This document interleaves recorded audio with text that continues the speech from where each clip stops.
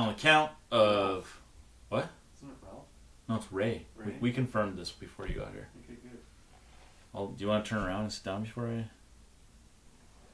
You don't want to look at my phone? I don't really want to look at your ass now. Fair enough.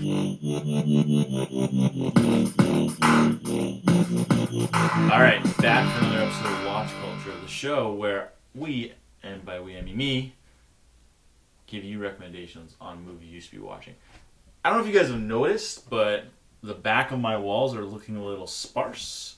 It's because I'm in the middle of moving, so I'm gonna try really hard over the next month or two to power through a bunch of these episodes and get you guys into some new digs with me so we can enjoy the pop culture stuff behind us as we talk about these stuff. I was about to say shows, but movies, shows, whatever. Anyway, I want to talk about the Lego Batman movie today. I love this movie so much. If you haven't seen the Lego Batman movie yet, and I'm talking to literally all of you Lego movie fans out there, if you have not seen this movie yet, you are doing yourself a great disservice. This movie is so funny, and granted, it is about Batman, who is the, as Will Arnett says in the movie, the fundamental character of DC, and I would greatly agree with this.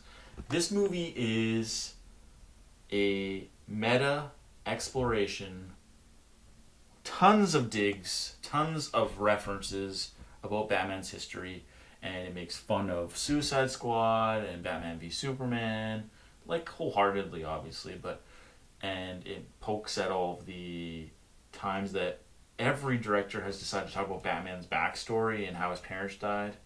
And as Toronto Batman says, "My parents are dead."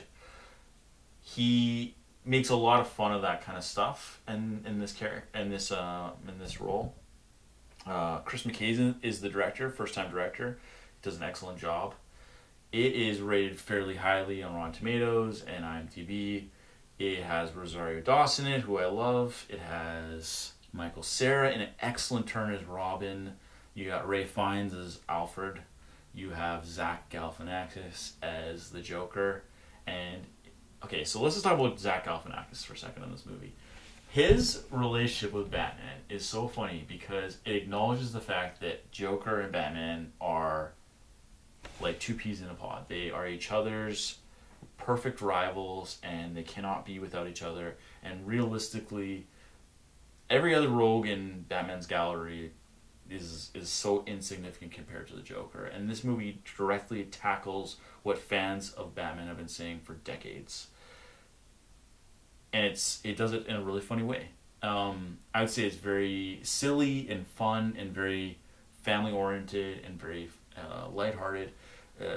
One of my challenges with it, of course, is that the silliness sometimes gets so much to the point that when the movie is kind of wrapping up, you kind of don't really know if it was resolved in a interesting way. It's kind of just, I don't know. But despite that shortcoming, it tackles Batman and his mythos in such a great way that no other film or series has ever done. You know, we talk about all of his silly villains from the 30s and 40s, and even from the animated show in the 90s. Like, you got Condiment King, and you got, what was that guy? The Clock King, and you have Mothman, and all these silly characters. Eraser, I think it was Eraserhead. Either way, there's all these, or is Eraserman? Anyway, there's all these silly characters who are being brought in and brought together, and it kind of shows like Batman isn't and hasn't always been a super dark superhero, but the fact remains, he's kind of been doing the same things for a long time. So it's kind of nice to see a movie that tackles that in a fun way. And there's like tons of like silly humor about, like, okay, good example. The plane at the beginning of the movie is called MacGuffin, which is hilarious because it is a MacGuffin itself that leads to the plot. You have Billy D. Williams in there voicing Two-Face, and he voiced Two-Face in the original movie with Michael Keaton.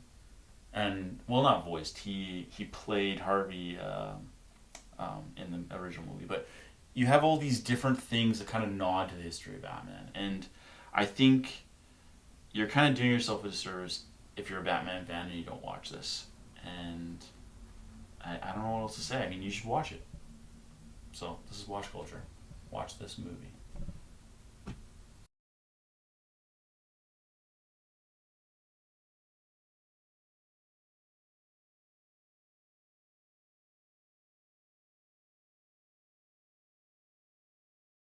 Hi, welcome to another episode of Crosstalk. My name's Mike, and today we're going to discuss why the cinematic masterpiece that is Armageddon is an instant classic. Point 1, Michael Bay. Oh, hey Chris. Ah! No!